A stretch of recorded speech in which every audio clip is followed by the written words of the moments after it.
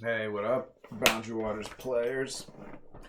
Um, Tonight is that's a strategy night. It's a cranial night.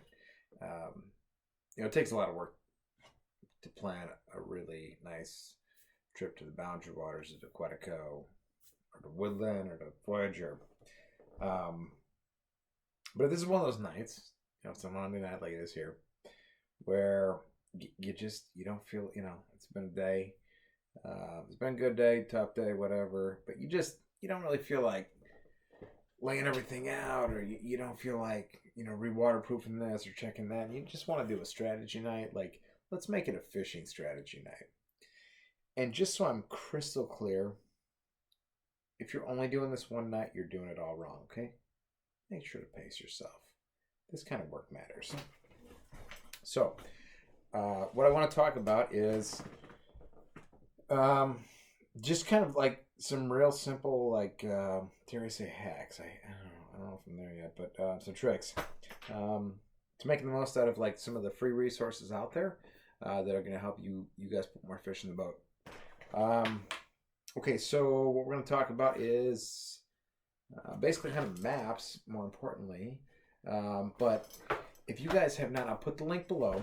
It's called lakefinder.gov or something along those lines. Again, the link will be below. But Minnesota does a really nice job of giving us this resource to look up all the lakes that we're going to be traveling to.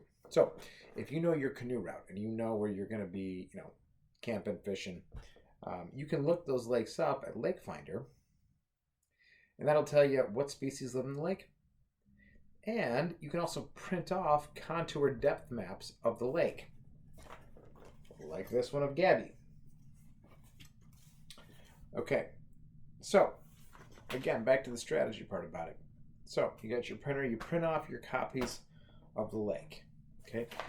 And you can do it the whole lake. This is like, I think, how it came stock. You can zoom in and focus on a corner of the lake that looks kind of promising. But what I like to do is I like to just print these things off. And yeah, guys, I just like to sit and get the creative juices going a little bit. And what I'll do is I'll take my highlighter out. Oh yeah, obviously make sure you know what species are on the lake, right?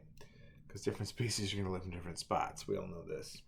But get out your highlighter, a couple highlighters for different species, and draw up your milk run, okay? Like, guys, we're semi-macho here, okay? So we like to get at it. That's what this is all about. But we know that the Boundary Waters is a limited amount of time to be in that special place, okay? So planning is everything. And you want to put a lot of boat. Let's limit it out here, guys. Come on, okay? All right. So here, I've got a little bit, we pull into camp that afternoon, right? And boom, instantly, because I've thought about this, sitting right here, right now, drinking that beer, because I'm that smart. I know what my milk run is. I've got 2 canoes. Okay, you guys start here. We'll start here. Let's meet at the island and see how we're doing, okay? And then somebody's bound to pick up some fish. Then we go there. So this is, and I know that, and this is, let me be crystal clear. This is nothing against sonar or anything like that, okay? But this method has worked for us. I have a really good buddy who is insanely accomplished fisherman, right? Muskie and walleyes from Hayward, Wisconsin. And I'll just sum it up and say, as dialed as this guy is, one of the things that really intrigues him about the Boundary Waters, one of his favorite things about these trips, he likes going after them primitive. And when I mean primitive, I mean printing it off. Okay, so we do bring these, but we don't bring the sonar. So that is not an opinion piece. That's just how we do it. We tend to limit out, but it takes some homework. There's a little bit of luck, right? But we try and make our own luck. So the last thing that I will say on the map piece is, so I kind of have 2 different cases here. This, like, seal line dry bag, I was given this. This is going to be the first year this year using this bag. Yeah, I think it's going to work out great. That said, I've been doing this 25 years, guys. I have used this. I don't know if you can see the whole, like, this is like an old, like, 3-hole punch, kind of a plastic covering. This has worked amazingly. Now, look here. See, I just slide the piece of paper in. So you're obviously asking, okay, this is not a legit dry bag. Here's the deal, is we have submerged. Like, this has gotten submerged in water. Heck, if this drops in the bottom of a canoe, which probably is always going to have a half to an inch of water in it, it's going to get soaked. But really, at the end of the day, if that piece of paper gets soaked, it does not matter. It doesn't matter. It functions the same way. The only thing that's going to change is you can't just like pull the piece of paper in and out, which who cares about that anyways, okay?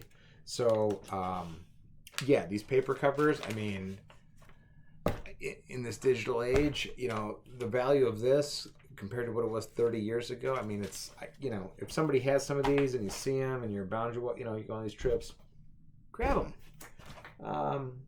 That's all I really got on this, guys. Yeah, I'll just leave it at this too, right? Because I got some beer to drink. Is this map right here, when it comes to the Lake Finder, this is this was printed, this was last surveyed in 1980. So it's 42-year-old information. Without getting into it, don't be afraid of old information. All right, so my Macho. We'll see you guys later.